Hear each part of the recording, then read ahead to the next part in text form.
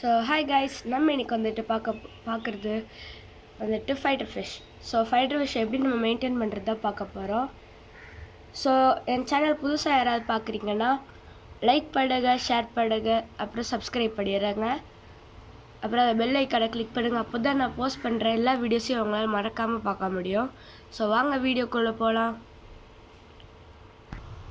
So பேசிக்கலாகவே இந்த fighter fish வந்துட்டு ஒரு வைல்ட் ஃபிஷ்.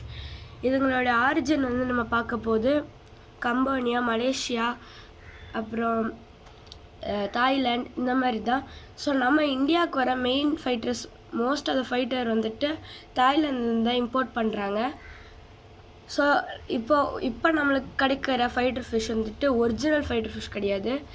இதை வந்துட்டு இவங்க ஒரிஜினலாக நம்ம பார்க்க போது இவங்க பாடி ஷேப்ஸ்லாம் வந்துட்டு வேறு மாதிரி தான் இருக்கும். ஸோ செலக்டிவ் ப்ரீடிங்கால் இவங்க இந்த மாதிரி ஷேப்பில் நம்மளுக்கு இப்போ ஃபைட்டர் ஃபிஷ் கிடைக்குது. ஸோ நம்ம இப்போ இதுக்கு என்ன ஃபுட்டு போடுற, எப்படி நம்ம மெயின்டைன் பண்ணலான்னு பார்க்கலாம். ஸோ ஒரு ஃபைட்டர் ஃபிஷ்ஷுக்கு வந்துட்டு ஒரு பவுலில் தான் நம்ம மோஸ்ட் ஆஃப் பேர் வளர்ப்போம். ஆனால் ஒரு ஃபைட்டர் ஃபிஷ்ஷை நம்ம ஒரு பவுலில் வளர்க்குறதோட டேங்க்கில் வளர்க்குறது தான் பெஸ்ட்டுன்னுவேன். ஒரு 1 feet டேங்க் அதுக்கு கொடுக்கலாம். ஏன்ட்டு பார்த்தா நீங்களே யோசிச்சு பாருங்கள் கைஸ். ஒரு ஃபிஷ்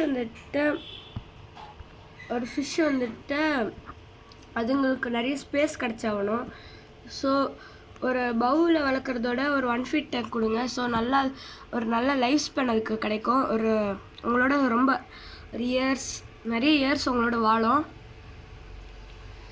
ஸோ வந்துட்டு ஒரு ஃபைட்டர் ஃபிஷ் வளர்க்குறீங்கன்னா கண்டிப்பாக ஹைடிங் ஸ்பாட்டுன்னு ஒன்று இருந்தே ஆகணும். நான் ஹைடிங் ஸ்பாட்டுன்னா நீங்கள் ஒரு கல், இந்த உங்களுக்கு டெக்கரேட்டிவ் ஐட்டம்ஸ்லலாம் ஹைடிங் ஸ்பாட்ஸ் இருக்குது. பட் நான் வந்துட்டு ஒரு PVC பைப் தான் ஆட் பண்ணியிருக்கேன். ஸோ என் ஃபைட்டர் ஃபிஷ்க்கு வந்து இதுதான் அதோட ஹோம். ஸோ வந்துட்டு இந்த பவுல் வந்துட்டு ஒரு டெக்கரேட்டிவாக நம்ம ஆட் பண்ணியிருக்கோம். என் ஃபைட்டர் ஃபிஷ் வந்துட்டு அதுக்குள்ளே அடிக்கடி போகும். ஸோ இதுக்கு நான் ஆட் பண்ண பிளான்ட்ஸ் பார்க்க போது மணி பிளான்ட் நம்ம ஆட் பண்ணியிருக்கோம். ஏன்னா இந்த ஸ்டெம்ஸ்குள்ளெல்லாம் அதுக்கு போகும்.